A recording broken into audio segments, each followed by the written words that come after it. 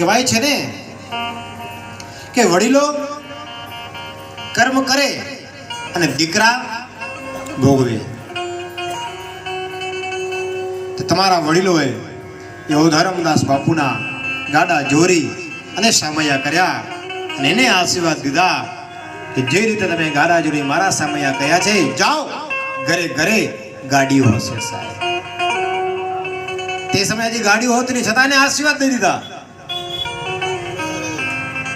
અને ઘરે ઘરે ગાડીઓ. આજે સંત શ્રી ઓધોરામ દાસ બાપુની કૃપાથી બધે ઘરે ઘરે ગાડીઓ છે સાહેબ. અને રત્નાલ ગામની અંદર કચ્છમાં કહેવાય છે, ઘણા કહેતા હોય મળતા કે રત્નાલ ગામ એટલે ગાડીઓની ટ્રકો બહુ જ. હા સાહેબ, રત્નાલ ગામમાં બહુ જ ટ્રકો. પણ તો હવે આજે મને ખબર પડી કે આવા સંત શ્રી ઓધવરામ દાસ બાપુના આશીર્વાદ છે સાહેબ.